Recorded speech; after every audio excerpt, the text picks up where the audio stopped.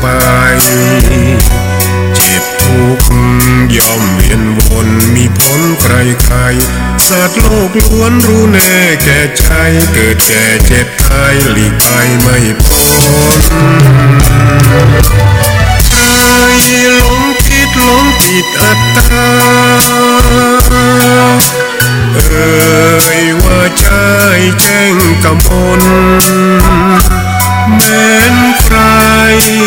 ปลงได้คงสุขล้นชีวิตมีมองมนเกิดมาเป็นคนสมบูรณ์ดับหายเพียงร่างกายไว้ชีวาแต่กุศลผลกรรมธรรมาย่อมแปลงค่า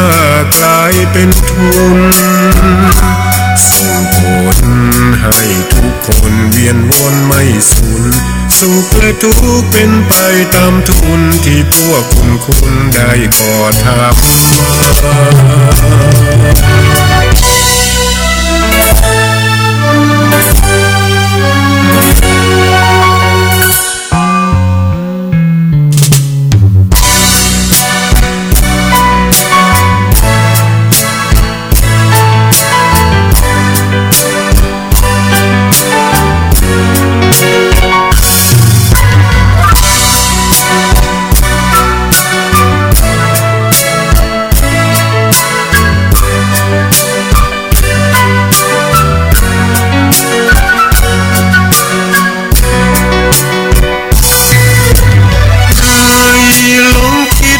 ผิดอัตตาว่าใจแจ้งกำมลแม้นใครปลงได้คงสุขล้นชีวิตมีมองมนเกิดมาเป็นคนสมบูรณ์ดับหายเพียงร่างกายไว้ชีวาแต่กุศลผลกรรมธรรมาย่อมแปลงค่ากลายเป็นทุนส่งผลให้ทุกคนเวียนวนไม่สูญสุขและทุกข์เป็นไปตามทุนที่พวกคุณได้ก่อทำ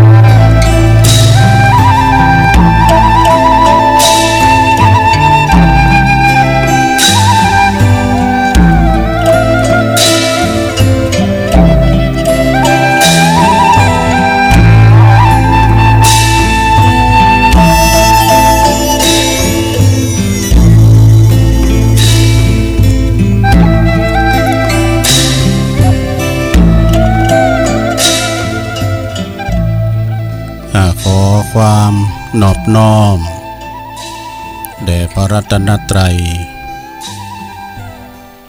อันมีพระพุทธพระธรรมพระสงฆ์เป็นสรณะตีปึงขอกราบแนบไต่ไหวสาถวายความเคารพครูบาอาจารย์พระมหาเถรานุเถระท่านเจ้าคณะพระสังฆาธิการพระภิกษุสามเณรเจ้าจุโตนจุองค์ทุกวัดวาอารามแล้วก็ขอเจริญพรมายังบรรดาพ่อแม่พี่น้องพ่อออกไม่ออกศรัทธาสาธุชนคนดีทั้งหลายพ่อหลวงแม่หลวงพ่ออุ้ยแม่ป่าปีป่าหน้าเอาอาศรัทธาตีนจองห้องวัดเท่าแก่หนุ่มกำจะยิงอันเป็นกีฬานุปถากสันนิบาตตันเข่าจูหอจูเฮินที่ได้เปิดวิทยุเปิดเครื่องหับฟังกันอยู่ตั้งบ้านตั้งจองตั้งหอตั้งเฮิน กันอยู่ในเวลานี้เนาะเวลานี้ก็เป็นเวลาดีตี3ปลายก็มาปบมาปักกับรายการสเปเฮละปะกินนากะขอนลุงไก่แจ้งซึ่งก็ดำเนินรายการโดยตนโตแห่งอาตมาภาพเก่ากระผมตุลุงหนันชัยวัฒนาคเสโนแห่งวัดพระธาตุดอยน้อยอำเภอดอยหลอดจังหวัดเชียงใหม่เสียงธรรมแสงทอง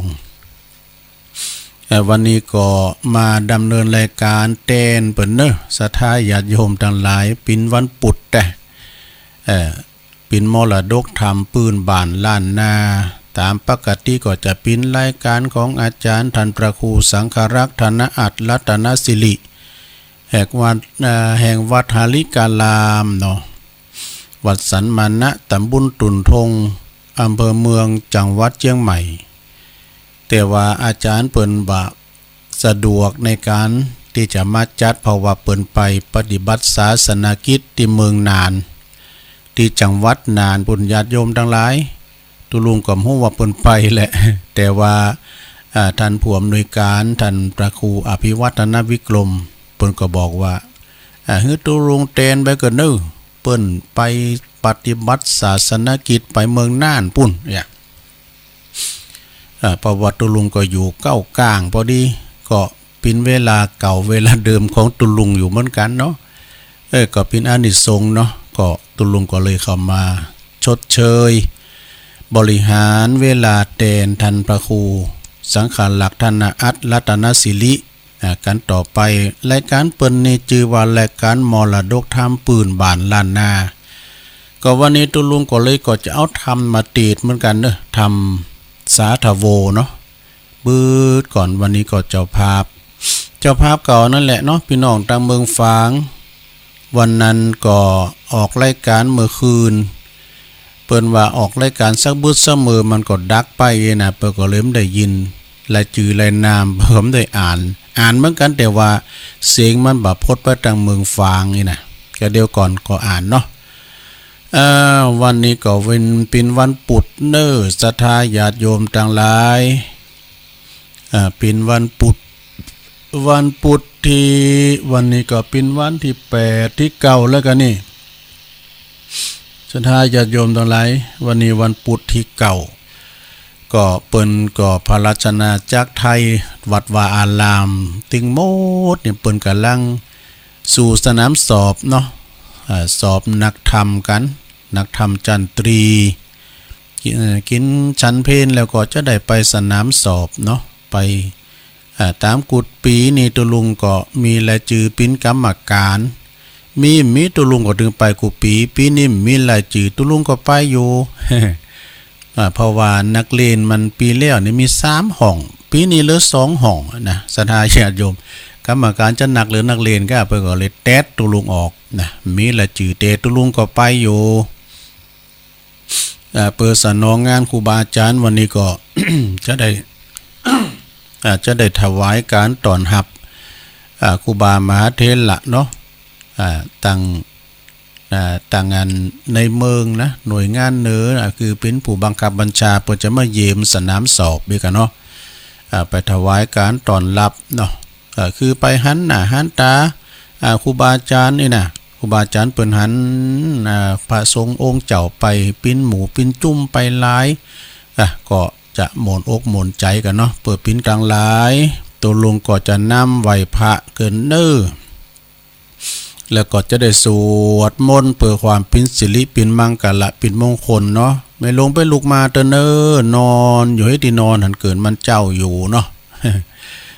นอนไปฟังไปก่อนรับไปไผก่อมวามสังเนาะทุกอิริยาบถสี่นั่งนอนยืนเดินป้องก็ลุกมาได้เมื่อเจ้าละถ้าเมื่อตีหนึ่งตีสองตัวลุกมาตีหนึ่งไปหน่อยเดียวป้องก็กำลังรับไหลอยู่ในห่วงแห่งความนิทราเพราะว่าเป็นเวลาแบบยามลับเนาะเมื่อคำยามคืนอาหารตาแต่บางบองเปิดก็ตื่นมาก็กระซับกระสายน้ำใจยี่ก่อนลุกมาให้นะเนาะลุกมาก็ฟังไปเอาไหวพระเด้อ อะระหังสัมมาสัมพุทโธภะคะวาพุทธังภะคะวันตังอะภิวาเทมิสวากขาโตภะคะวะตาธัมโมธัมมังนัมมัสสามิสุปฏิปันโนภะคะวะโตสาวกสังโฆสังฆังนะมามินะโมตัสสะภะคะวะโตอะระหะโตสัมมาสัมพุทธัสสะนะโมตัสสะภะคะวะโตอะระหะโตสัมมาสัมพุทธัสสะ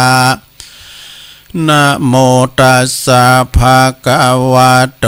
อะระหะโตสัมมาสัมพุทธัสสะอิติปิโสภะคะวะอะระหังสัมมาสัมพุทโธวิจจาจารณะสัมปันโนสุขโตโลกวิตูอนุตตโลปุริสตัมมัสสาลาทิสัทธาเทวมนุสสานังพุทโธภะคะวะติสวะคาโตภะคะวะตาธัมโมสันติติโกอากาลิโกเอหิปัสสิโกโอปันนะยิโกปัจจตังเวติตาโปวินโยหิติสุปฏิปันโนภะคะวะโตสาวกสังโฆอุจจุปฏิปันโนภะคะวะโตสาวกสังโฆยายาปฏิปันโนภะคะวะโตสาวกสังโฆสามิจิปฏิปันโนภะคะวะโตสาวกสังโฆญาติตังจัตตาลิปุริสยุคาเนอัฏฐปุริสปุคคลาเอสะภะคะวะโตสาวกสังโฆอาหุนายโยปาหุนายโยตาคินายโยอัญชัลลิกาลนิโยอนุตตลังปุญญเขตังโลกัสสาติจะยันโตโปธิยามมูเลสักกายานังนันทิวัตตโนเอวังตวังวิจัยโยโหหิจัยยสุจัยยมังคัลเลอัปปาลาจิตตะปันลังเกสีเสปัฏฐวิโปคัลเลอภิเสเกสัพพพุทธานังอากัปปะโต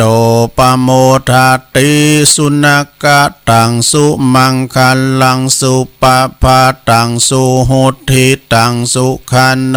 สุมุหุตโตจัสสุยิทังพรหมจาริสุปัทาคินังกายกัมมังวาจากัมมังปัทาคินังปัทาคินังมโนกัมมังปานิทิเตปัทาคินาปัทาคินานิกัตวนะละพันตเถปัทาคิเนสัพพิติโยวิวัจจันตุสัพพะโลกโกวินาศตุมาเตภวัตวันตรายโยสุขีติงกายุโกภวะอภิวาตานาสิลิสะนิจจังวุตตาปัจจายโนจัตตารโอธรรมาวาทันติอายุวันโอสุขังปะลัง เอาละเนาะศรัทธาญาติโยมต่างหลายตุลุงก็ปิ้นโหปิ้นเก้านำสวดมนต์ไหวพระปิ้นตีเรียบร้อยเนาะ ก็ขอปฏิตาไหลลัตนะผ่านแผ่วพระเกี่ยวเจ้าตั้ง3ประการมีคุณพระพุทธพระธรรมพระสงฆ์ดลบันดาลมาปกป้องคุ้มครองรักษาครูบามหาเถระประสงค์องค์สามเณรเจ้าอยู่กับวัดกับว่ามีสลีที่คาอายุมันยืนยาวเนาะมีกำจูบุญกำจูหักษาหรือว่าอยู่กำจูปูจาวาลพุทธศาสนาไปเหิงเมินนานเสี่ยงจิรติการยาวนานอย่าได้เจ็บอย่าได้ไข้สุขภาพพาลนามัยสมบูรณ์แข็งแรงหนาแดงแสงเหอเผยแผ่สัจธรรมขององค์พระสัมมาสัมพุทธเจ้าไปเหิงเมินนานเนาะเปิ่นมาตานโกเขาก็เอวังโหตุมันแน่นอกแน่นใจปันปอนโวหารนี่เนาะไปถึงเมื่อเจ้าขอปิ้นเขาง่ายไปถึงเมื่อควายขอปิ้นแผ่นชื่อแผ่นผ้าก็ว่ากันไปเนาะมีสุขภาพพลานามัยสมบูรณ์แข็งแรงพอออกไม่ออกสถาก็เหมือนกันเนอะพอลงไม่ลงเขานะขอคืออยู่ดีมีสุขเนาะสนิทจังไรตังไรอันปิ้นไอให้ไอขาดถึงนี้ไกลแสนโยแสนว่าเนาะนำปลาสิ่งที่ปิ้นมังกันละปิ้นมงคลเขาคุ้มเขาฮ้อเขาเฮินเงินคำกำแก้วไปหิมากล้าขายก็ขอให้กล้าแมนขายมาเงินไหลนองทองไหลมาเนอะกิจการการกล้าการขายของทันกล้าขายลุงเลิงเนาะเจริญวัฒนาทาวรยิ่งขึ้นไปปิ้นปอกาแม่ขายซื้อกาดเนื้อไปขายกาดไต่เปิ้นอยู่ใดเฮาอยู่ใดบอกกล้าขายกำไรเกินควรเนาะเปิ้นก็เอาไปเล่งลูกเล่งโพเล่งลูกเล่งเมเปิ้นนี่นะจุนเจอเฟอเผอแผ่กันไปเนี่ยศรัทธาญาติโยมเนาะกินไปตานไปเนี่ยลงเนอนะอยู่ดีมีสุขมีความสุขกายสบายใจปิ้นกำลังใจสำหรับคุณเฒ่าคุณแก่เฮาที่เปิ้นนอนติดต่างติดเต้งเดินเหินไปในบ้าใด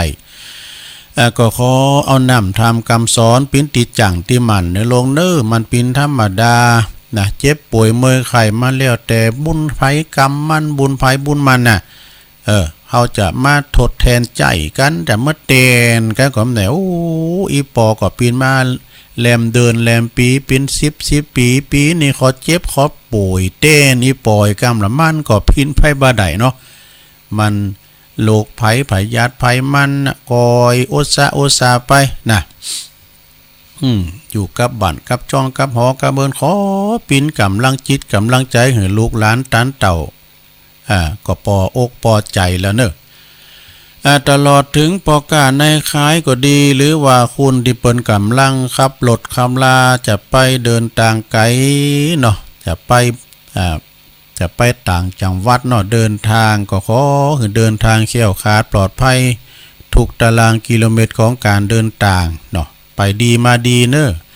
ไปดีมาดีเหมือนกันจุปุจุคนโอ้วันนี้ขอบคุณตั้งคืนนี่กันเนอะเจริญปอนขอบคุณประตังแม่ขายใหญ่เฮาเนาะสถานีวิทยุท้องถิ่นคลื่นพระพุทธศาสนาและจริยธรรมจังหวัดเชียงใหม่FM 96.00 เมกะเฮิรตซ์โดยพระบรมธาเจ้าพระธาเจ้าดอยสุเทพเนาะห้องส่งวัดยางกวงโดยมีท่านผอ.เฮาท่านพระครูปลัดสุรเดชสิริสุวรรณโนครูบาเจ้าวัดยางกวงเนอแล้วก็กราบขอบคุณในเมตตาธรรมอาจารย์พระอรุณตุปีอูเฮาเนาะเสียงใสเนอไปจัดไก่นะเสียงของเก่า16นี่นะแล้วก็เจริญปอนขอบคุณก็ขอขอบคุณกับวิทยุของคณะสงฆ์อำเภอฝางโดยเมตตาบารมีธรรมหลวงปอท่านพระครูสุจิตานุรักษ์ด็อกเตอร์เจ้าคณะอำเภอฝาง FM 100.25 เมกะเฮิรตซ์ตั้งอยู่ณที่วัดพระธาตุพระบาทอุดมนำบ่อสาวาสำนักวิปัสสนาได้รับความเมตตาจากหลวงพี่เจริญนะตุปีเจริญเนาะเปิ่นก่อปิ้นเจ้าหน้าที่เชิมสัญญาณดังเสียงดังฟังสัตว์ดีแล้วเนาะแล้วก็สถานีเพื่อการศึกษาพระพุทธศาสนาและวัฒนธรรม FM 104.50 เมกะเฮิรตซ์วัดไฟหินเนอะ จังหวัดเชียงใหม่โดยเมตตาบารมีธรรมอาจารย์ท่านพระครูสมุวิสุวัตวรกิจโจนะเปิ้นก่อนนำสัญญาณไปแล้วตุลุงฟัง2 คืนนี้ได้แล้วสบายคืนวัดไฟหินคืนวัดดอยสุเทพแล้วก็คืนวัดพระบาทอุดมนี่เปิ้นกว้างเนาะพระบาทอุดมนี่ควบคุมไปพูดใหม่หมอกจามเนี่ยข้ามแม่น้ำกุ๊กปุ่นพี่น้องไต้เปิ้นฟังรายการตุลุงว่าโทรมานอกสายขอบคุณเด้อฟังกันไปแล้วก็คืนของ91.00วันนี้ดักแซบเนอร์แต่ห้องส่งเปิ้นเปิดนะเครื่องส่งเปิ้นเปิดแต่คอมแบบเปิดบ่ได้ยินเสียงตุลุงออกเนอพี่น้องแต่91นะพุทธตามเวียงหนองล่องเรลิโอปินจะใดบ่ฮู้นะท่านอาจารย์สว่างกันทมูล ได้ยินเสียงออกตุลุงก็สแตนบายอยู่เนี่ยนะเอาวอเปิดสแตนบายวันกันได้ยินก็ดึงดังนะกันดังก็ได้ยินแล้วก็แถมคืนหนึ่งปุ้นเปิ้นอยู่รินคำเรดิโอ 99.25 เมกะเฮิรตซ์ว่าตำบลหนองแยงอันนี้เปิ้นออกเมื่อค่ำยามคืนเด้อนะออกเมื่อค่ำยามคืนก็ขอบคุณเนาะกูเสียงกูสายมนเสียงธรรมจาก.25 จากแม่แจ่มตังตุปีอุดรแล้วก็แถมหลายคืนนั่นในคืนสีขาวกลุ่มคืนสีขาวเฮาฟังกันไปเหนือเขื่อนจังเมืองฮอดด้วยนะคนเหนือเขื่อนนะก็ปิ้นจะได้บะฮูนเนอร์คืนของ91.00นะฮะได้ห้องส่งเครื่องส่งเปิ้นเปิดแต่คอมมันบ่ออกเฮ้ยแต่ว่าคืนต่างหลายนี่ดีคืนใหม่ก็ดังดีเนอะคืน98.75 เมกะเฮิรตซ์แต่ว่าอยู่ตั้งนี้ธรรมะขึ้นธรรมะเพื่อชุมชนนี่หรอเอารายการของ พระอาจารย์เน้นหลักมาเนาะก็ขอบคุณครับผู้อำนวยการเฮาก็คือท่านพระครูอภิวัฒนวิกรมผู้อำนวยการใหม่เฮาเนาะมันจะใหม่และเก่าเนี่ยแต่ว่าคืนใหม่ กันล่างอยู่ในระหว่างปรับปรุงศรัทธาญาติโยมทั้งหลายคืนนี้นะจะเป็นคืนของธรรมะของเฮาโดยตรงเนาะก็ฟังกันไปตั้งเขตเวียงหนองล่องตั้งจอมตองตั้งบ้านหูนั้นชัดเจนเนาะปีกเปิ้นหัดบินไปนำปุ่นน่ะแต่ตั้งตุลุงนี่ต้องจักเสาสไลคือเนอะกันว่าฟังตังวอนะต้องจักเสาสไลก็บ้านลุงนานน่ะลุงนานยิ้มได้ยินจักกำเนี่ยตุงท่อฟังมันได้ว่าก็ปรับปรุงไปเนาะค่อยแก้ไขกันไปศรัทธาญาติโยมทั้งหลายเอาละวันนี้ตุลุงมาแตนเปิ้นพองกะลังมาฟังตุลุงก็มาแตนเป็นมวยแตนเนี่ยวันนี้นะมวยแตนรายการเดิมของเปิ้นก็คือรายการมรดกธรรมมรดกธรรมปืนบานล้านนาโดยท่านพระครูสังฆลักษณอัตรัตนสิริวัดหาลิกาลามตามบุญตนทงบุญเนอพอดีเปิ้นได้ไปปฏิบัติศาสนกิจไปเมืองนานนะอาจารย์ท่านพระครูอภิวัฒนวิกรมก็ตุลุงอยู่เก้ากลางแตนไปก่อนเนอก็ตุลุงก็จะบริหารเวลาไปเนาะก็ดีก็จะเตดน้ำเตดทำก็ดีจะประกาศและจีรนามพี่น้องเมืองฝางวันนั้นฟังบัดจบสักกำไว้นะเมื่อคืนนะบ่ได้ยินรายจือสักกำพี่ไอ้ปอนันลงกิติวงศ์ปอบุญศรีเขาก็ดียานนะแล้วก็ปอหงยนต์เขาอยู่ตั้งห้องหาตั้งเซนตุนมือนะปีหยังกันเดียวก็ประกาศลืมทำกรรมเนาะแต่สัตตั้งมันสิ่งไปแล้วนี่ เดิมพันเอาไปจ่ายเอาไปทำบุญได้เด้อเนาะไปทำบุญกันไปแล้วก็เดี๋ยวก็อ่านและจือนะเอาแล้วบ่อูไปก็ยาวไปตุลุงจะว่าทำกันทำมรดกทำปืนเมืองแต่ว่ามันบ้าโมนเหมือนกับอาจารย์ตุนสบับเปิ้นแหละพระอาจารย์อันสังฆลักษณ์พระครูสังฆลักษณ์ธนอาจนี่เปิ้นเตทำเปิ้นได้ที่1ก่อนสมัยปินเน่น่ะไปประกวดเตทำมรดกธรรมน่ะได้ที่1กันเด้อนะเอาพอจานไม่ได้มาลาธนากรรมพอจานปีนันซักการทำพี่น้องบ้านเฮาหวังทำเด้อ นิปานังเยนากาลังลัมมังเยนากาสายังปันดิโตตังโนมากังอุติสิตุงธรรมามุตตมังปัจจังอาราธานังกะโลมา อาจารย์ไปอยู่ตั้งนอกก่อนเนอะก็เดี๋ยวจะห้องมาสุมาโหตานกัน นะโมตัสสะภะคะวะโตอะระหะโตสัมมาสัมพุทธัสสะ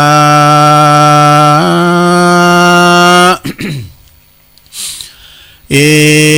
มังธรรมเทศนังสัทธาสวัตติยังวิหาลันโตอัลลัมปะกะเทศิสาทโวดุลาสะปุลิสะทั้งหลายตั้งหญิงใจหนุ่มเผาอันปากันเข้ามาสู่สถานเพื่อกระทำเกศิญาตินามอุติสะพร่ำไปหายังผู้มอลานนามวยมอดขอหืนนาบุญอันนี้จง